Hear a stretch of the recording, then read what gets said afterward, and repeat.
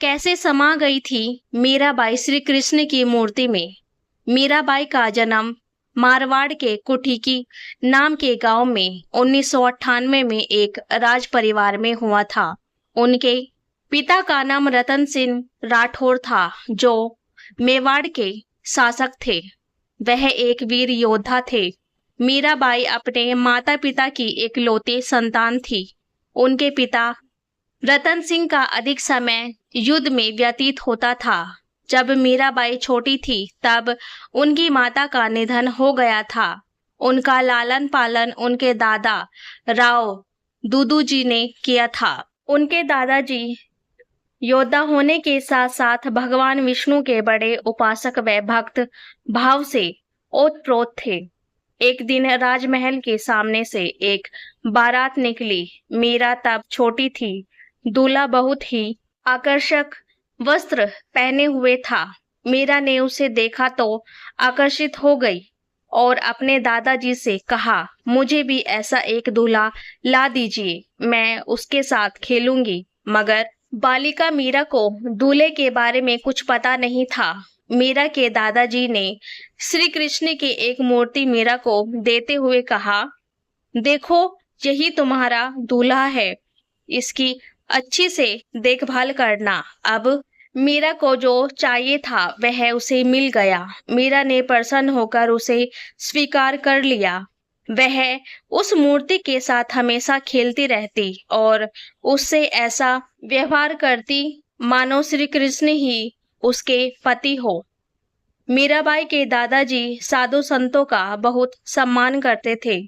उनके महल में हमेशा साधु संत या कोई अतिथि आते रहते थे। एक बार रैदास नाम का एक सन्यासी महल में आए। रैदास संत रामानंद के शिष्यों में से प्रमुख थे, जिन्होंने उत्तर भारत में वैष्णव संप्रदाय का प्रचार किया। उनके पास ही श्री कृष्ण की एक मूर्ति थी। वह उस मूर्ति की अवश्य पूजा करते थे। मीराबाई ने उस मूर्ति को देख लिया और उसे मांगने लगी। सन्यासी कुछ देर पश्चात महल से चले गए, मगर मीरा उस मूर्ति के लिए हठ करती रही। यहाँ तक कि उसने उस मूर्ति को पाने के लिए भोजन करना छोड़ दिया था।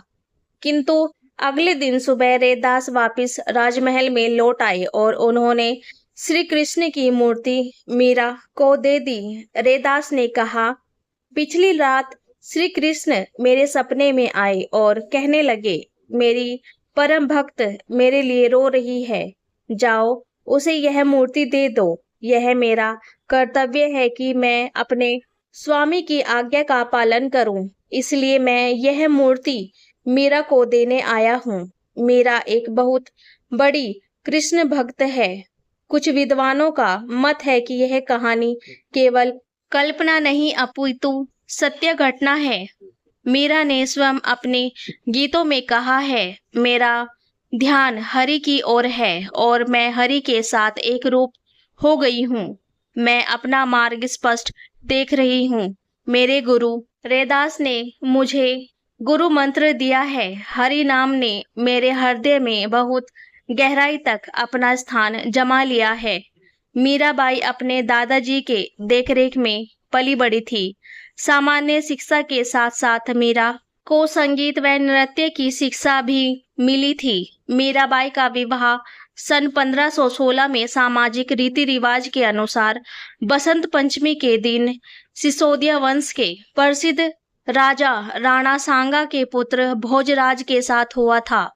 श्री कृष्ण की प्रतिमा को वो अपने साथ ससुराल लेकर आई थी। मीराबाई बचपन से श्री कृष्ण की पूजा करती थी। उनके मायके में किसी भी व्यक्ति ने उनकी राह में विघ्न नहीं डाला था, परंतु उसके ससुराल वाले भी मीराबाई के इस कृष्ण भक्त से रुष्ट होने लगे थे। वे कृष्ण भक्ति के विरोधी हो गए थे, पर इस पे मीरा पर कोई असर नहीं हुआ। मीराबाई के ससुराल में कई सूरवीर योद्धा हुए। भोजराज भी बहुत सूरवीर था। प्राचीन काल से ही उसके परिवार के लोग शक्ति की देवी दुर्गा काली चामुंडी की पूजा करते थे, वे विष्णु की पूजा नहीं करते थे। मीरा बचपन से ही यह विश्वास करती थी कि गिरधर गोपाल ही उनके स्वामी हैं, किंतु अपने दाम्पत्य जीवन में उन्होंने कभी भी अपने पति की उपेक्षा नहीं की। एक आदर्श पत्नी की तरह उन्होंने अपने पति को संपूर्ण स्नेह और प्रेम दिया। वह श्री कृष्ण के प्रति पूर्ण रूप से समर्पित थी। वह उनके लिए मधुर कंठ से गाती और नाचती थी। चित्तौड़ राजघराने की प्रतिष्ठा बहुत ऊंची थी। ऐसे परिवार के लिए यह कितनी अपमानजनक बात थी कि एक राजकुमार की पत्नी साधु संतों के साथ नाचती गाती है। इतना ही नहीं, माँ काली की पूजा न करके उसने अपनी ससुराल की परंपरा की अवहेलना कर उनका अपमान किया था। परंतु भोजराज मीराबाई से अधिक प्रेम करते थे, इसलिए उसके विरुद्ध कुछ नहीं करते थे। आखिर में भोजराज ने केवल मीरा के लिए राजमहल के पास ही एक मंदिर बनवा दिया था। युद्ध में घायल होने के कारण 1521 में भोजराज की मृत्यु हो गई। मीरा तब मात्र 23 वर्ष की थी। पति की मृत्यु के बाद मीरा का देखभाल करने वाला कोई नहीं बचा था। इसके बाद कई लोगों ने उन्होंने पागल की संज्ञा देकर अपमानित किया। इन सब के कारण वह कृष्ण भक्त में और लीन हो गई। पति की मृत्यु के बाद मीरा पर उनके परिवारजनों ने सती होने के लिए बहुत दबाव डाला, लेकिन वे इसके लिए सहमत नहीं हुई। राणा सांगा की मृत्यु के बाद उनके देवर विक्रमाजीत महाराणा बने तो वह मीरा को और अधिक कष्ट देने लगे। एक बार विक्रमाजीत ने अपनी बहन उदाबाई की सलाह पर मीरा के पास विष से भरा प्याला भिजवाया। मीरा उसे प्रभु का प्रसाद समझकर पी गई, मगर उस विष का कुछ भी असर नहीं हुआ। फिर राणा ने मीरा के पास एक भयंकर विस्तर सांप सुंदर फूलों की टोकरी में भेजा। मीराबाई पूजा में व्यस्त थी। उसने अपना हाथ टोकरी में डाला और कुछ फूल निकाले। वह फूल शालिग्राम के रूप में बदल गए और वह सांप एक सुंदर फूल माला में बदल गया। एक बार मीराबाई पर तलवार से प्रहार किया गया, लेकिन उस पर उसका कोई प्रभाव नहीं हुआ। राणा ने मीरा के लिए नुकीली कीलों की सैया बनवाई, परंतु वह कीले शरीर में चुभने के बजाय फूल बन गए। उसके ससुराल के लोग अब खुलकर कई प्रकार से प्रताड़ित करने लगे। उस पर आरोप लगने लगे कि मीरा ने कुल की मर्यादा को धूल में मिला दिया है।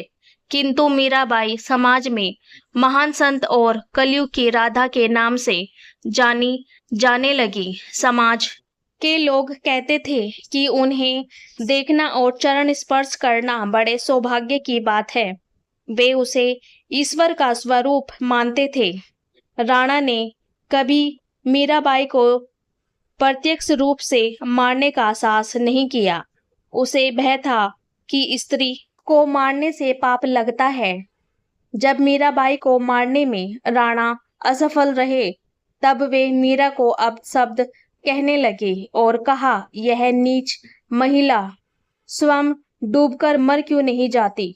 जब मीराबाई को राणा की नीयत के बारे में पता चला, तो वह स्वयं सोचने लगी कि यदि वह डूबकर मर जाए तो उसके ससुराल वालों को बहुत शांति मिलेगी और वह भी भगवान श्री कृष्ण से हमेशा के लिए मिल जाएगी। इन सारी बातों का विचार करके मीरा नदी के किनारे पहुंच गई और खड़े होकर श्री कृष्ण से प्रार्थना करने लगी, हे प्रभु, मुझे अपने शरण में ले लो। और इसके बाद वो नदी में कूदने जा ही रही थी कि एक आवाज ने उसे रोक लिया। वह आवाज मीरा को कहने लगी कि स्वयं को मारना बहुत बड़ा पाप है, ऐसा मत करो, तुम वृंदावन चली जाओ। धीरे धीरे संसार से उनका मोह भंग हो गया। कष्टों और अत्याचारों के कारण मीरा ने अपना परिवार त्याग दिया। बहुत दिनों तक वृंदावन में सत्संग करने के बाद वह द्वारिका चली गई, जहां भजन कीर्तन में अपना पूरा समय लगाया। वह हर समय श्री कृष्ण के बारे में सोचती थी। राजस्थान में मीराबाई बहुत अधिक लोकप्रिय हो गई थी, परंतु प्रतिष्ठित घराने उसे अपनाना नहीं चाहते थे। मीरा के प्रति राणा के अत्याचार की बातें चारों तरफ फैल गई थी। रतन सिंह की हत्या कर दी गई और उसके बाद उदय सिंह गद्दी पर बैठा और उसने सोचा कि साधुओं के संग मीरा अकेली रहेगी तो उसके प्रतिष्ठित परिवार के लिए यह बदनामी की बात होगी। इसलिए उसने मीरा को चित्तौड़ लौट आने को, परंतु मीरा इसके लिए बिल्कुल तैयार नहीं हुई। उसने चित्तौड़ जाने से मना कर दिया। उदय सिंह समझ गया था कि मीरा उसके कहने से वापस नहीं लौटेगी। उसने चित्तौड़ से 5 ब्राह्मणों को मीरा से अनुरोध करने के लिए भेजा कि वह चित्तौड़ लौट आए। मीरा सोचने लगी कि वह वापस राजमहल में जाएगी तो वही पुरानी बातें फिर दोहराई जाएगी। इस समय मीरा की आयु 48 वर्ष की थी। उसके पति के निधन को 25 वर्ष हो गए थे, परंतु उसका परिवार अभी भी उसकी हत्या करने का प्रयास कर रहा था। इसलिए मीराबाई अपनी प्राण रक्षा हेतु उन सबसे दूर द्वारिका चली गई। उसने यह संकल्प कर लिया था कि केवल श्री कृष्ण से ही संबंध रखेगी और किसी से संबंध नहीं रखेगी। ब्राह्मणों ने मीराबाई को समझाने का बहुत प्रयत्न किया, मगर मीराबाई उनके साथ चलने के लिए तैयार नहीं हुई। तब उन ब्राह्मणों ने कहा, यदि आप हमारे साथ नहीं चलेंगी तो हम यहीं पर अन्न छोड़कर अपने प्राण त्याग देंगे। ब्राह्मणों की बात सुनकर मीरा बड़ी विचित्र स्थिति में फंस गई। वह नहीं चाहती थी कि इन ब्राह्मणों की मृत्यु मेरे कारण हो। कुछ सोचकर मीरा ने ब्राह्मणों से कहा कि आप लोग रात भर मंदिर में ठहर जाएं और अगले दिन चित्तौड़ चलने के लिए वह राजी हो गई। ब्राह्मणों को यह जानकर बड़ी प्रशंसा हुई और वे मंदिर में ठहर गए। जब ब्राह्मण सुबह उठे तो मीरा वहां नहीं थी। उन्होंने मीराबाई को बहुत ढूंढा पर उनका कहीं पता नहीं चला। मीरा तो नहीं मिली, किंतु उनकी साड़ी श्री कृष्ण जी की मूर्ति पर मिली। वह मूर्ति में समा गई थी। उनके भक्तों ने यह निष्कर्ष निकाला कि शायद वह अपने प्रिय परमेश्वर गिरधर से जा मिली है। मीराबाई श्री कृष्ण की मूर्ति में तो नहीं, पर श्री कृष्ण के रूप में परमात्मा में समाई थी। मीरा ने उसे दुख देने वालों और दुर्व्यवहार करने वालों के साथ कभी भी बदले की भावना अथवा घृणा और खराब व्यवहार नहीं किया।